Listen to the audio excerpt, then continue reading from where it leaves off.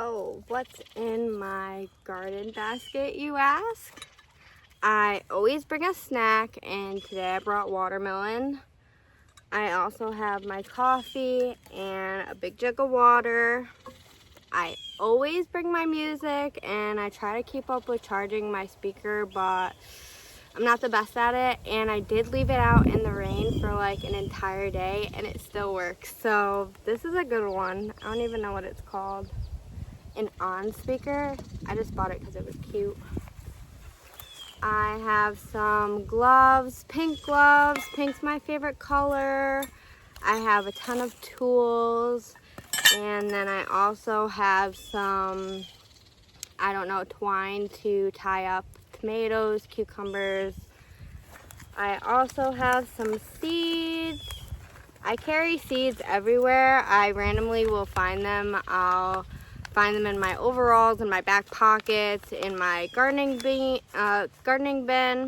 I have cucumbers and beans, which I recently planted a couple weeks ago because when I planted them in the spring, they did not come up. But today you'll see that they did come up, and I'm so proud of them. So hopefully I have beans and cucumbers by the time the fall comes around. So the garden tour starts here where I'm sitting. This is kind of the flattest area, so this is where I put my water, my coffee, my music, all of that good stuff. And it was just some piece of wood that my dad was junking, and I was like, no, I can make a garden box into that. So I planted some flowers.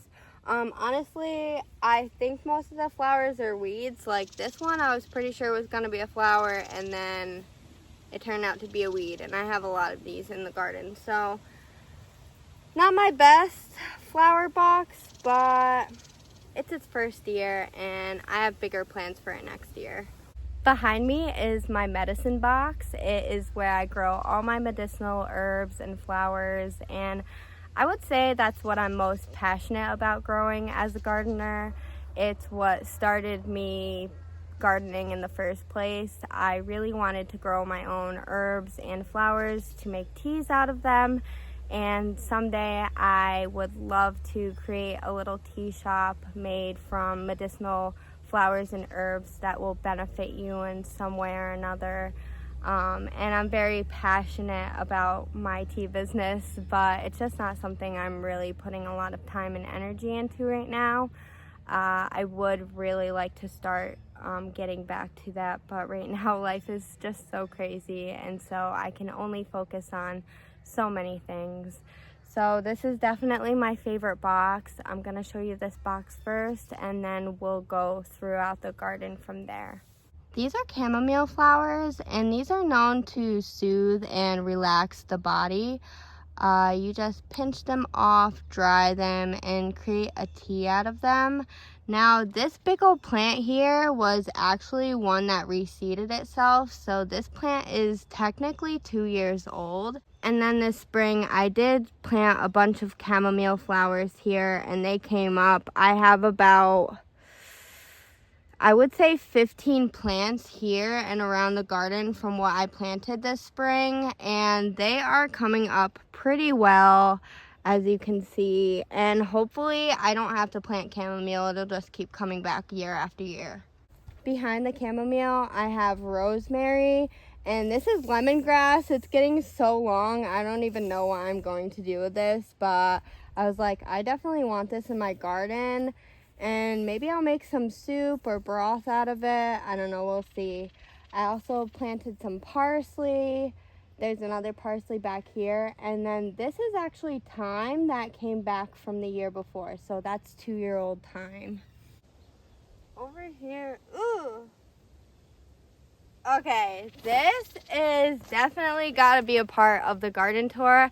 I have so many ticks in my garden, and I'm gonna show you what I do with them. Right here, I have some calendula, citronella, and my tick jar. This is filled with alcohol, and as you can see, I have killed plenty of ticks. All you do is unscrew it,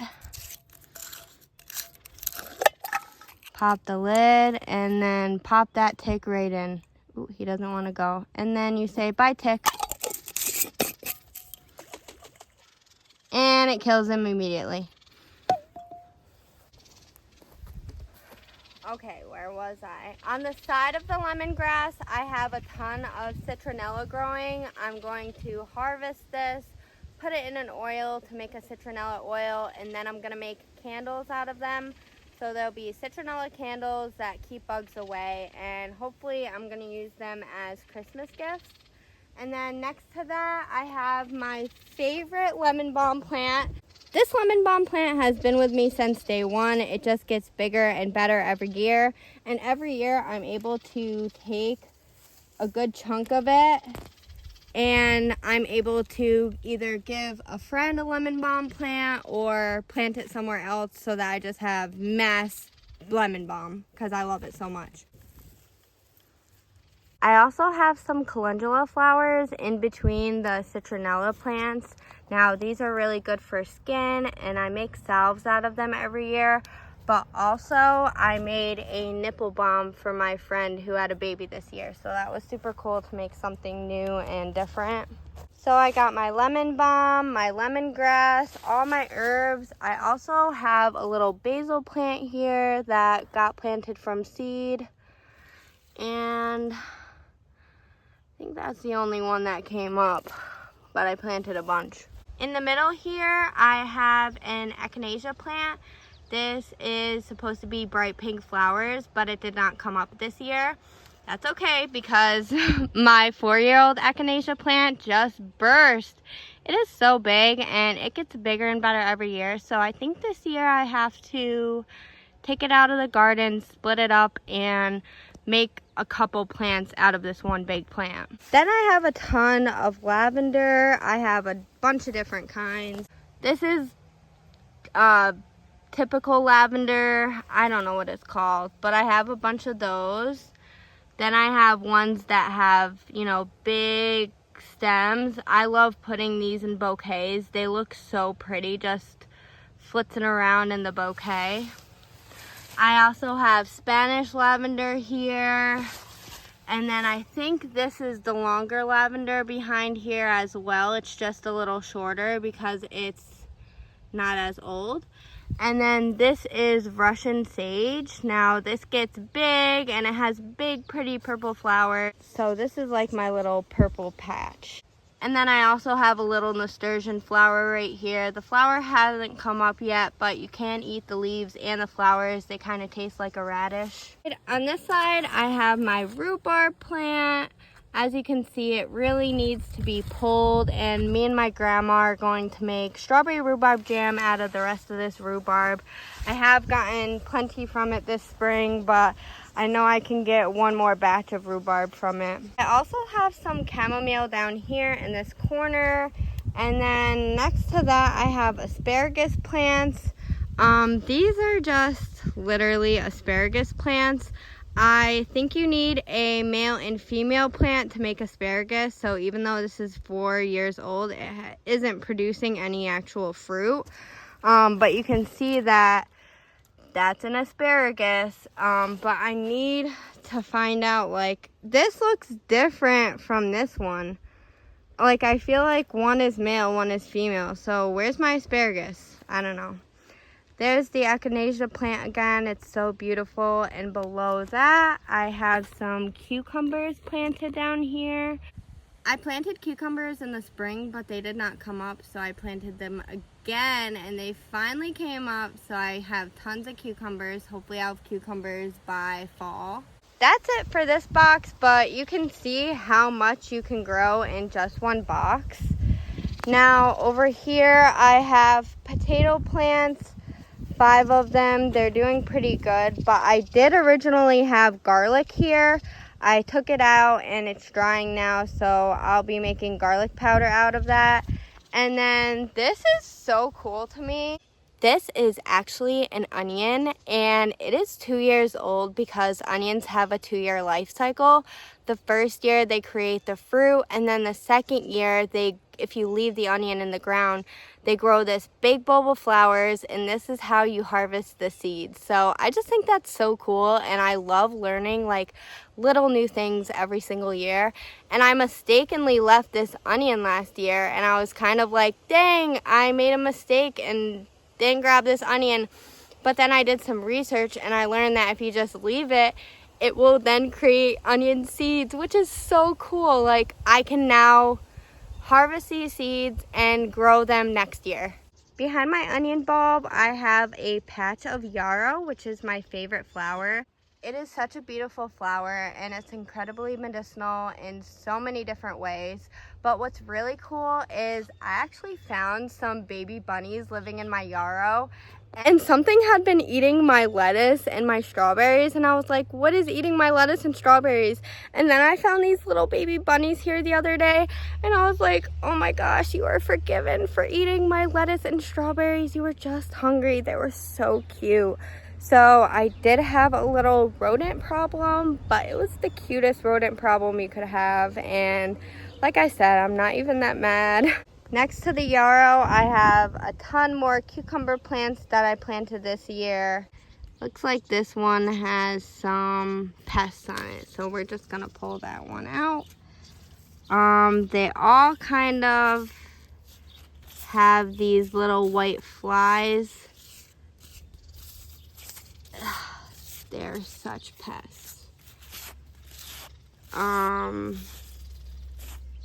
These white flies are really annoying. They're also on my watermelon plants. I don't really know what they are, to be honest. So the yarrow is here, the cucumbers are back here, and then I have rows of carrots and onions all the way down. I have white onions, yellow onions, and purple onions. So I got it all, and I've never really done well with carrots, but they seem to be doing pretty good this year. And then I have some lettuce here that something's been eating, and another citronella plant, some more calendula, which is the flower that's really good for your skin. And that's that box. Then back here I have a couple boxes. This is my watermelon box. There's 3 watermelon plants here. They are starting to flower. So there's a flower there. And was a flower there. So hopefully that turns into a melon. I don't think I've seen any actual little melons come out of it yet though. And then I have my mint box. This is sweet mint because it's smooth. This is peppermint, and this is spearmint.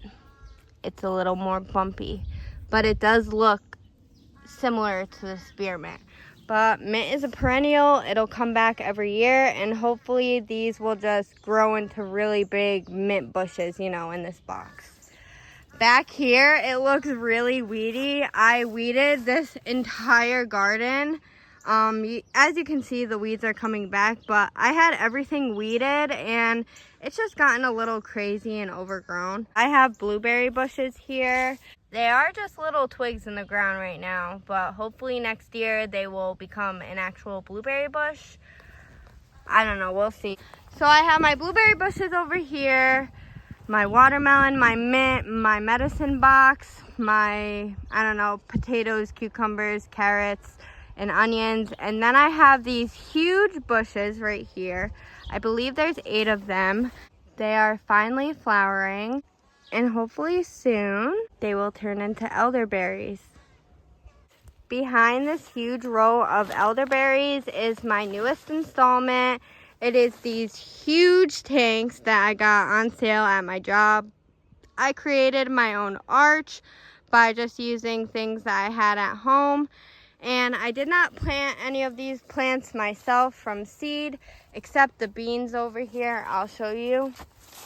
These beans, see that cute little bean right there? And then that cute little bean. I did plant those, but otherwise all of these tomatoes and pepper plants are plants that I got for free. and they're just really living it up in my garden. I have tons of tomatoes coming and peppers. They look so good. Oop, this really needs to be tied up. That's why I have that string. These tomatoes look so good. Oh my gosh. I don't even know what kind of peppers these are, but they look pretty good. Another tomato plant that needs to be tied up. Underneath that, I have some basil. I also have this cutie little strawberry plant, but I probably get like 1 strawberry a week from it. And at one point, I had a ton of strawberries, but that's when the bunnies started eating them. And the same day that I found the bunnies, I was over by the tomatoes, and there's a lot of weeds over there. So I was, pruning the tomatoes, and I saw something move in the weeds. So I thought it was a bunny because I had just found 3 baby bunnies, and they were like running around the garden trying to get away from me. So I stuck my hand in the grass, and literally a snake with a frog in its mouth popped out of the grass. I'll show you a picture because I could not even believe that happened. Like, I was going for a bunny, and I pulled out a snake with a frog. It was so crazy. So that happened to me the other day. The garden is just full of life within plants and animals. There's a little bird that lives up here, and I don't know if you could hear it, but throughout the entire video there was probably this little annoying bird in the background, and that's because she was just saying, "Get away from my home, you're annoying. Get away from my home, you're annoying." You hear that bird up there?